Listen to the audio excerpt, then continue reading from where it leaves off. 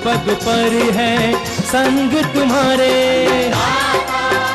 अन्नदाता लहू किसानों का बन के पसीना सींचता है धरती का सीना। मेहनत का तेरी हक दिलवाने, नई तकनीक नई खोज बताने।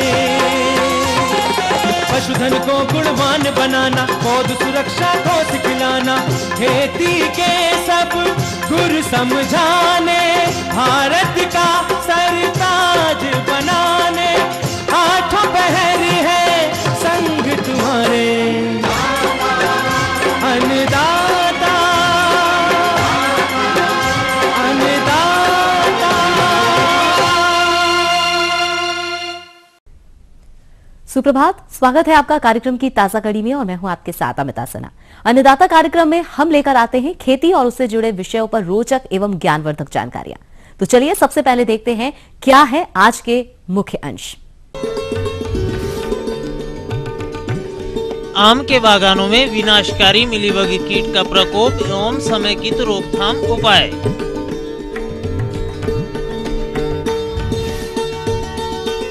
पॉली हाउस में डच गुलाब की फसल में जाड़े में किए जाने वाले प्रबंधन कार्य।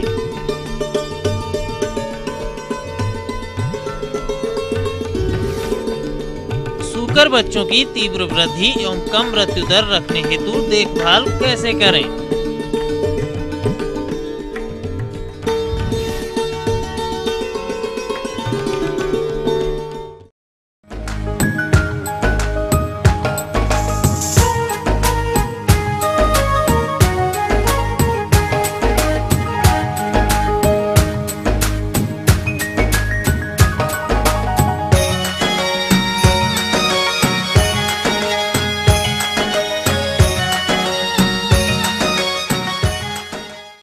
आम के बागानों में जनवरी महीने में बॉल लगना शुरू हो जाएगा, लेकिन दिसंबर के इस महीने में इसमें कुछ एक बहुत ही हानिकारक कीड़े का प्रकोप होता है, जिसके बारे में आप हम सब जानते तो हैं, पर इसका निदान समय पर नहीं कर पाते। ये कौन सा कीड़ा है, देखिए इस प्रस्तुति में।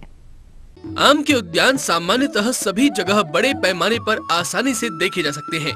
चूँकि प्रदेश में सर्दी का मौसम धीरे धीरे अपनी दस्तक दे रहा है और ऐसे मौसम में अक्सर आम के उद्यानों में मिलीबग कीट का प्रकोप देखा जा रहा है, जिसे हम दहिया कीट के नाम से भी जानते हैं।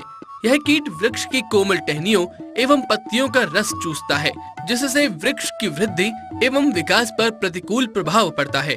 और हमारे कृषकों को इस कीट के प्रबंधन की जानकारी न होने के कारण वह इसका समय रहते समुचित प्रबंधन नहीं कर पाते, जिससे यह कीट देखते ही देखते पूरे उद्यान में फैल जाता है। अतः किसान भाइयों, आप इस कीट का समुचित प्रबंधन किस प्रकार करेंगे, आइए जानते हैं कार्यक्रम के इस अंश के माध्यम से। विगत के वर्षों में आम के बागानों में बढ़ती समस्याओं के फलस्वरूप लगातार नष्ट होते बाग हमारे भविष्य के उत्पादन पर एक गहरा प्रश्न चिन्ह लगा रहे हैं कि क्या हम इस उत्पादन को बरकरार रख पाएंगे। किसान भाइयों, आम के बागानों में बढ़ती समस्याओं में कीट रूपी समस्या बड़ी विकराल है।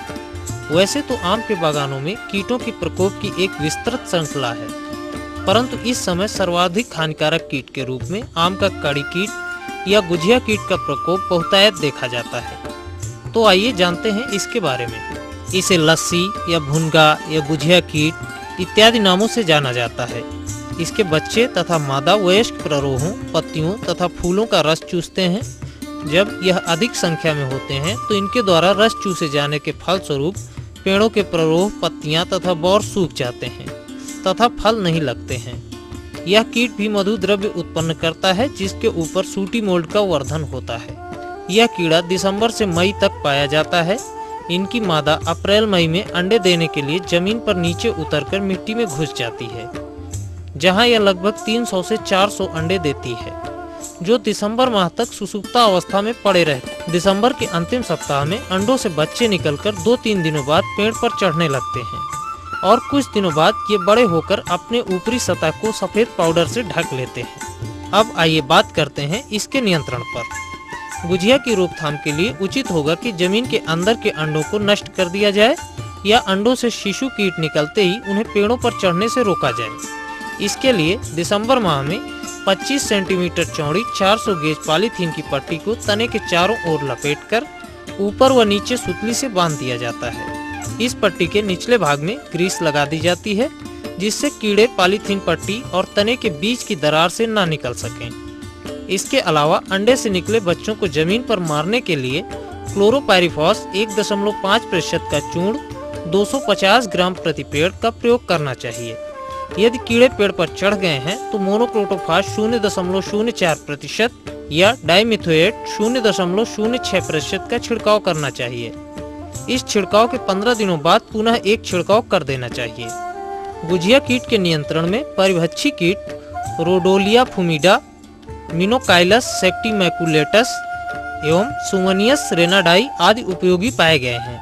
यह देखा गया है कि इस कीट पर विवेरिया वैसियाना फफूंद का प्रकोप देखा गया है। इससे ग्रसित गुझिया कीट मरने पर सफेद रंग के दिखते हैं। अतः जैविक नियंत्रण के लिए विवेरिया वैसियाना फफूंद का भी प्रयोग किया जा सकता है।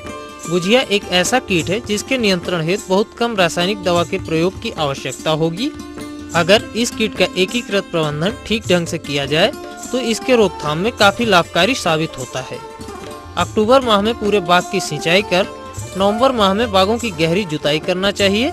इससे अंडे ऊपर आकर धूप की गर्मी से नष्ट हो जाते हैं या परजीवी एवं शिकारी कीटों द्वारा मारे जाते हैं। किसान भाइयों, उपर्युक्त बताए गए प्रबंधनों को अपनाने के बाद आप अपने आम के बाग को कड़ी कीट या गुझिया के प्रकोप से मुक्त रखते हुए अच्छा उत्पादन प्राप्त कर सकते हैं।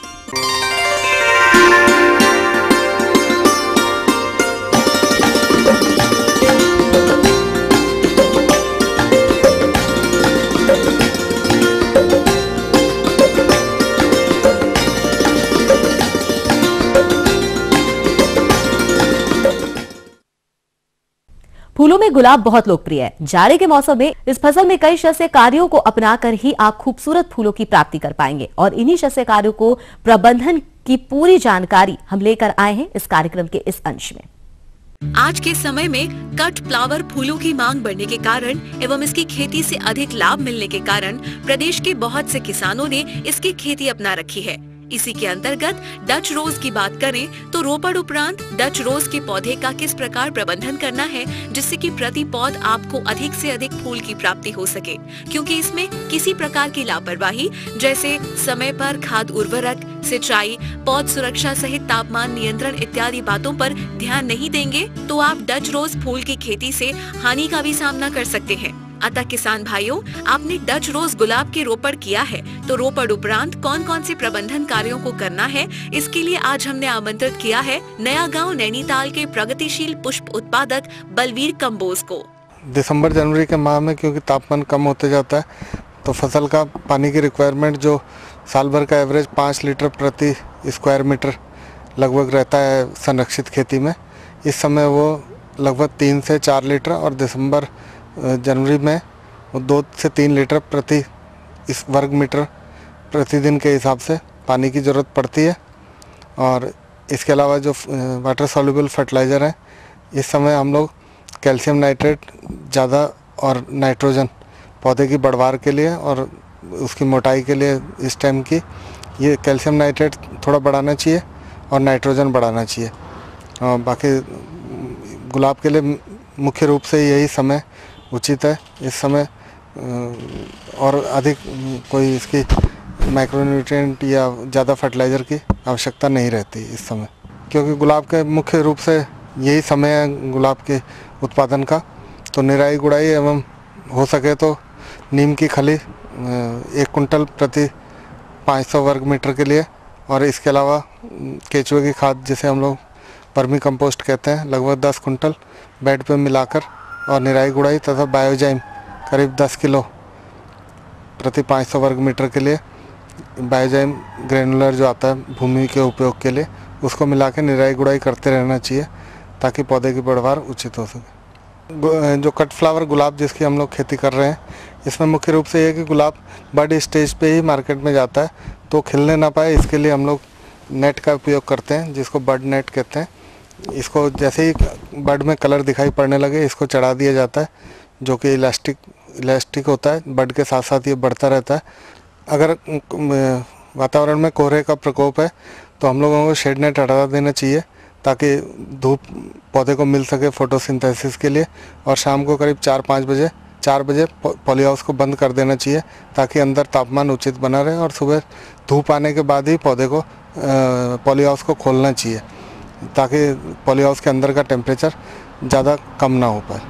गुलाब में दिसंबर जनवरी में मुख्य रूप से थ्रिप्स और माइट्स कीड़े लगते हैं, जिनके कंट्रोल के लिए, थ्रिप्स के कंट्रोल के लिए हम लोग एसिटामाइप्रिड है, मीडाक्लोप्रिड है, और इसके अलावा थायोमॉक्सिमम या रिजेंट 1 ग्राम या 1 ml प्रति लीटर का घोल सप्ताह में 1 बार अवश्य स्प्रे कर देना चाहिए। और माइट्स के कंट्रोल के लिए डाइकोफॉल है, ओमाइट है, मजिस्टर है, इनका 1 ml प्रति लीटर का घोल ये भी अवश्य प्रति सप्ताह स्प्रे करते रहना चाहिए, क्योंकि अभी तापमान में ज़्यादा कमी नहीं आई है। इस टाइम पे ह्यूमिडिटी भी कम होती है, नमी जो हवा में, तो पाउडरी मिल्ड्यू भी आता है पौधों पे, जिसको हम लोग राख की तरह दिखाई देती है और पौधे को काफ़ी नुकसान पहुंचाती है, फोटोसिंथेसिस कम हो जाता है। इसके कंट्रोल के लिए सल्फ़र 80% WDG का समय समय पे स्प्रे करते रहना चाहिए, तथा माइक्रोब्यूटेनॉल जो इंडेक्स के नाम से मार्केट में मिलता है बाज़ार में, उसका 2 ग्राम प्रति लीटर का स्प्रे प्रति सप्ताह करते रहने से पाउडरी मिल्ड्यू से बचाव रहता है क्रॉप का। तथा गुलाब की अच्छी खेती करने के लिए इस बात का अवश्य ध्यान दें कि फसल को थ्रिप्स, माइट्स एवं पाउडरी मिल्ड्यू से बचाया जाए। अन्नदाता कार्यक्रम में लेंगे एक छोटा सा ब्रेक, जल्द लौटेंगे और कार्यक्रम में आगे आपको दिखाएंगे।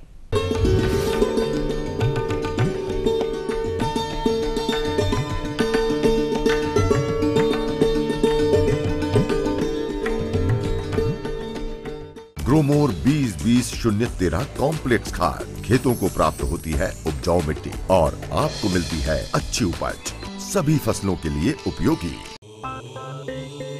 ये है देवभूमि उत्तराखंड। यहाँ है प्राकृतिक संसाधनों का प्रचुर भंडार, जिससे चलता है प्रदेश का कारोबार। यहाँ हो कोई मुश्किल पड़ी या खुशियों की हो घड़ी, हम होते हैं मौजूद हर पल हर जगह। इन सब के बीच कुछ ऐसे ख्याल जो बदलने में जुटे हैं सूबे का सूरत हाल। उत्तराखंड की हर खबर देखिए अपना उत्तराखंड।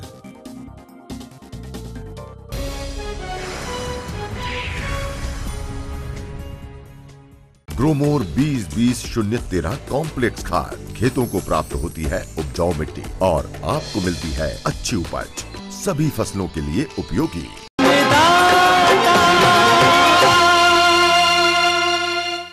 ब्रेक के बाद एक बार फिर से आप सभी दर्शकों का अन्नदाता कार्यक्रम में स्वागत है। बढ़ते हैं अगली कड़ी की ओर।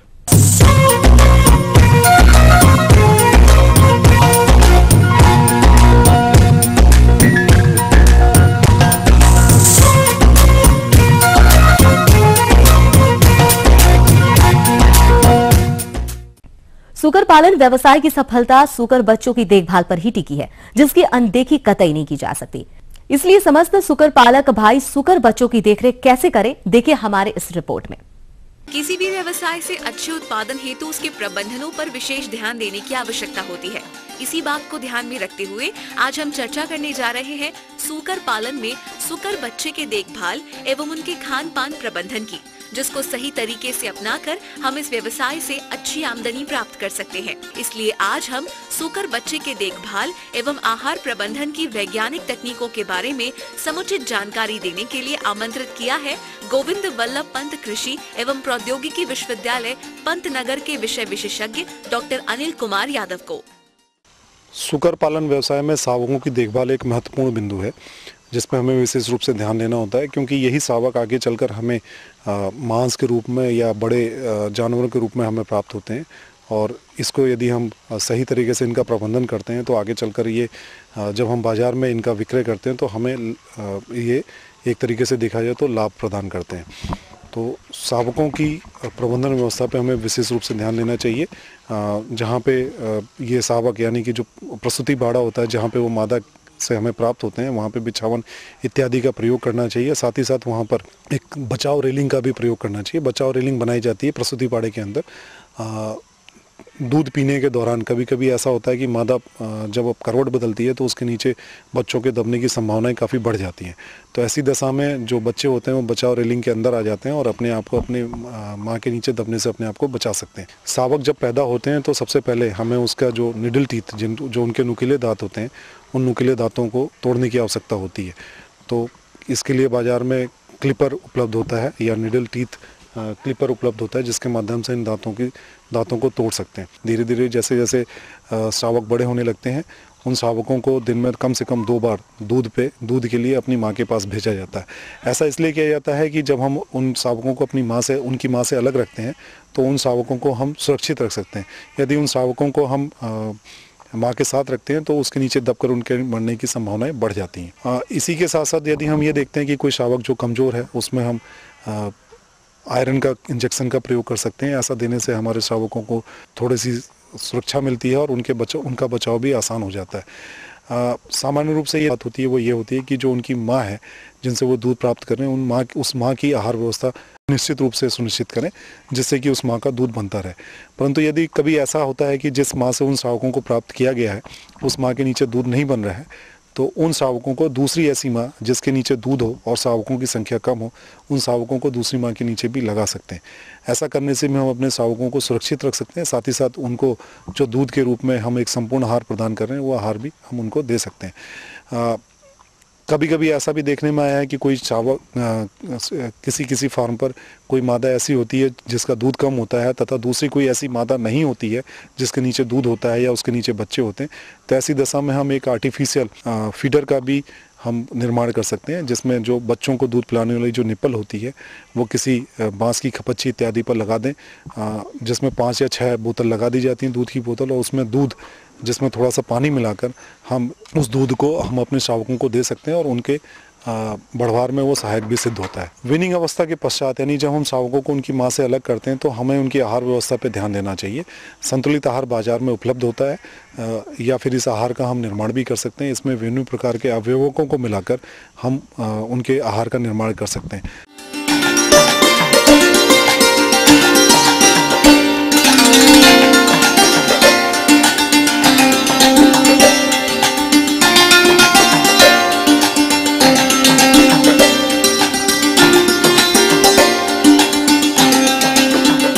से रेस्टोरेंट जिनका जो बचा हुआ खाना होता है उसका भी प्रयोग हम इनके आहार में कर सकते हैं। क्योंकि ये आहार जो होते हैं वो अनेक प्रकार के पौष्टिक चीज़ों से बने हुए होते हैं, तो ये आहार वो निश्चित ही हमारे शावकों को के लिए पौष्टिक होता है और उनकी बढ़वार में सहायक सिद्ध होता है। जाड़े के मौसम में विशेष रूप से शावकों पर ध्यान देने की बात आती है। इसमें हमें ये ध्यान में रखना चाहिए जब नवजात शावक होते हैं उसके लिए जहाँ तक हो सके ब्रूडर यूनिट का प्रयोग करना चाहिए। ब्रूडर यूनिट वो यूनिट होती है जिसमें हम कृत्रिम रूप से हीट का सोर्स लगाते हैं, जैसे कि बल्ब इत्यादि का हम प्रयोग कर सकते हैं। तो बाड़े के अंदर या बाड़े के ऊपर हम बल्ब का प्रयोग कर सकते हैं। यदि हमें लगता है कि तापमान कम है तो बल्बों की संख्या को बढ़ाया जा सकता है। बल्ब के अतिरिक्त हीटर इत्यादि का भी प्रयोग किया जा सकता है। ऐसे ही ग्रामीण क्षेत्र जहां पर बिजली इत्यादि की समस्या है तो ऐसी दशा में हम पेट्रोमैक्स का भी प्रयोग कर सकते हैं।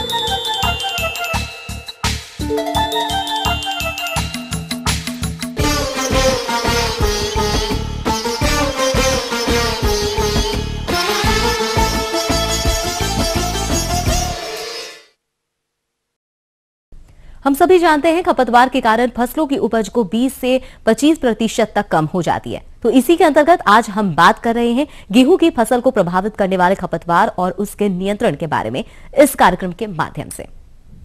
रबी फसलों की बुवाई का समय चल रहा है, जिसमें गेहूं रबी की प्रमुख फसल है, जिसकी बुवाई हेतु किसान तैयारी में जुटे होंगे और कई कृषकों की फसल तो लगभग 20-30 दिन की हो भी गई होगी। लेकिन इस फसल से आगे चलकर अच्छा एवं वांछित उत्पादन मिले, इसके लिए हमारे कृषक भाई हर संभव प्रयास करते हैं, परंतु फिर भी कहीं न कहीं चूक हो ही जाती है, जिसका परिणाम होता है फसल का कम उत्पादन।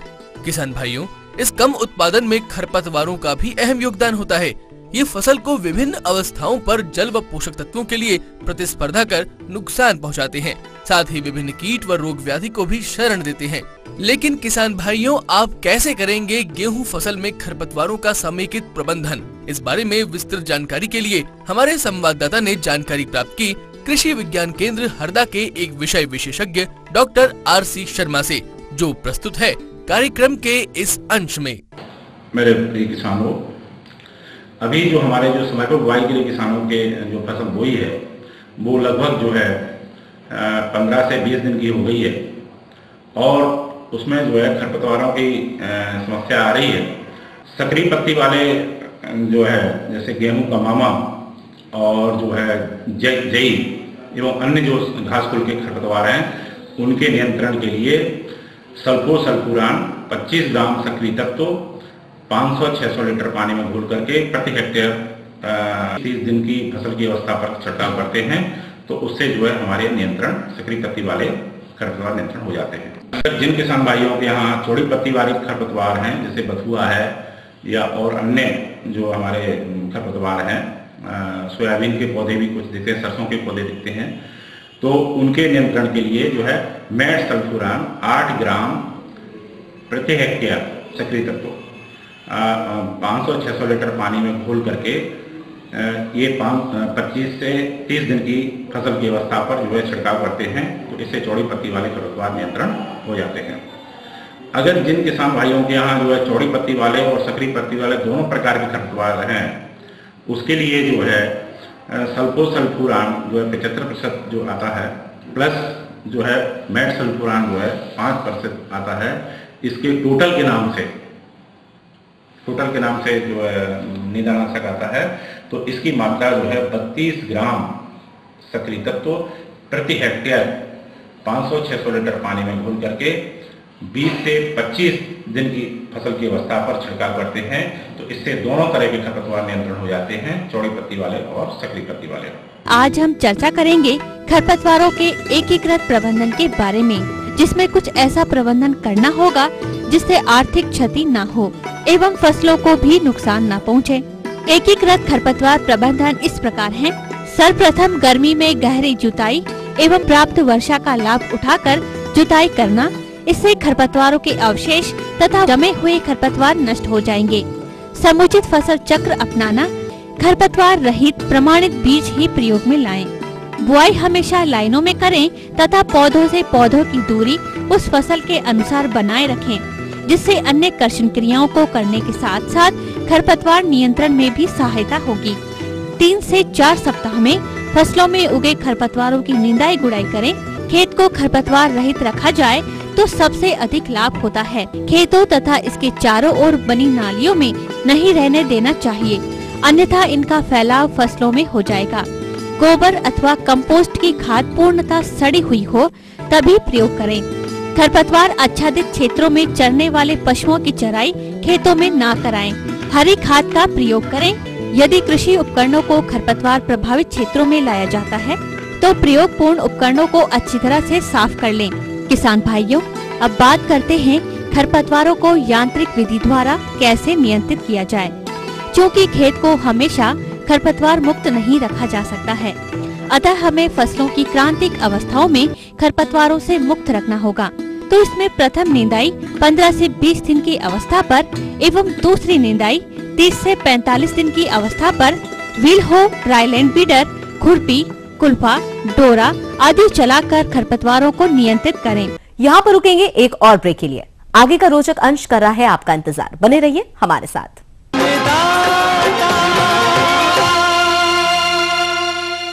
ग्रोमोर 20-20-013 कॉम्प्लेक्स खाद खेतों को प्राप्त होती है उपजाऊ मिट्टी और आपको मिलती है अच्छी उपज, सभी फसलों के लिए उपयोगी। आज की तेज रफ्तार जिंदगी में वक्त कम, काम ज्यादा, रोज की 1000 जिम्मेदारियों के चलते मुश्किल है तमाम खबरों की जानकारी। इसलिए अब चाहिए कम समय में ज्यादा खबरें, यानी सुपरफास्ट खबरें।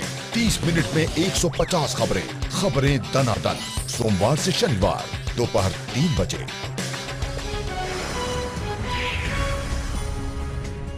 ग्रोमोर 20-20-013 कॉम्प्लेक्स खाद खेतों को प्राप्त होती है उपजाऊ मिट्टी और आपको मिलती है अच्छी उपज, सभी फसलों के लिए उपयोगी।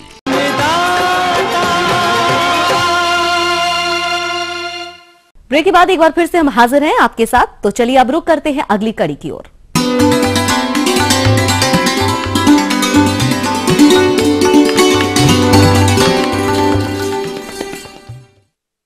अन्नदाता हेल्पलाइन निशुल्क फोन संपर्क सेवा के माध्यम से पूछे गए प्रश्नों में से चयनित प्रश्न और उसका जवाब इस प्रकार है। निशुल्क अन्नदाता हेल्पलाइन में आज जो प्रश्न शामिल किया गया है उसे पूछा है कुरारा हमीरपुर से ब्रजराज पटेल ने। आपके बताए अनुसार आपकी चने की फसल में कटुआ कीट का प्रकोप हुआ है, जिसके नियंत्रण हेतु देखिए कार्यक्रम की यह प्रस्तुति। किसान भाइयों, मैं आज आपको बताने जा रहा हूं रबी फसल में चना जो दलहनी फसल है उसमें लगने वाले प्रमुख कीट एवं उनका प्रबंधन, जिसमें मैं आपको सबसे पहले बताना चाहूँगा कि जैसे ही चने की फसल उगाती है, उगने के बाद वो उसमें कीड़े का आगमन हो जाता है। तो आप सबसे पहले ध्यान रखें कि उसमें जो लगने वाला कीड़ा है, क्योंकि रबी की फसल है, बरसात के बाद जो उसमें प्रभाव होता है वो होता है चने का कटुआ। ये आप देख रहे हैं इस पर लगा हुआ है चने का कटुआ। जैसे ही शुरुआती चने की फसल ये इसको काट करके पूरा खेत को बर्बाद कर देती है, गिरा देती है। ये रात्रिचर कीट है। इसकी जो तितली पतंगा होता है वो तितली पतंगा रात को निकलता है और अंडे देता है। अंडे पत्तियों पर देता है। पत्तियों पर देने के बाद ये जब फूटते हैं वहीं से लार भी निकलती है। अब इसके प्रबंधन के लिए आप किसान भाइयों ध्यान रखें, छिड़काव करना चाहते हैं तो हमारा सेफ इंसेक्टिसाइड है जैसे निम्बिसिडीन 1 ml पर लीटर के हिसाब से आप घोल बना करके आप पूरे खेत में छिड़काव करें। इस लगने वाली इस फॉलियर स्प्रे से छिड़काव से इस सुंडी खत्म होगी। दूसरा सिंथेटिक कोई भी इंसेक्टिसाइड डाल सकते हैं जैसे मालाथियान है, एकालक्स है। आप इसका 1 ml पर लीटर के हिसाब से घोल बना करके आप छिड़काव कर सकते हैं। ध्यान रखेंगे तो आपके कीड़े का प्रबंधन होगा। आपके कीड़े का प्रबंधन होगा तो आपकी फसल अच्छी उत्पादन होगी।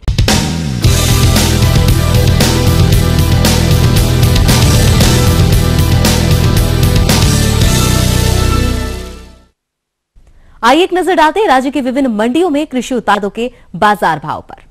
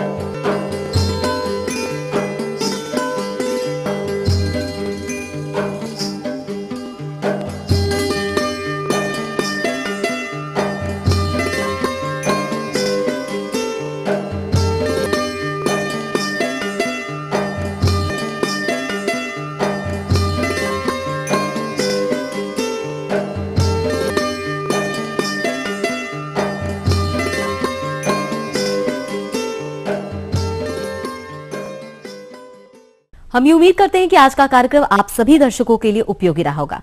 किसान भाइयों, अन्नदाता आपकी सेवा के लिए संकल्परत हैं। कृषि संबंधित समस्या एवं सुझावों के लिए आप हमें इस पते पर संपर्क कर सकते हैं। प्रोड्यूसर अन्नदाता ETV Uttar Pradesh Uttarakhand Ramoji film city Hyderabad 501512 और साथ ही आप हमें ईमेल भी कर सकते हैं। हमारा ईमेल है annadata.up@etv.co.in।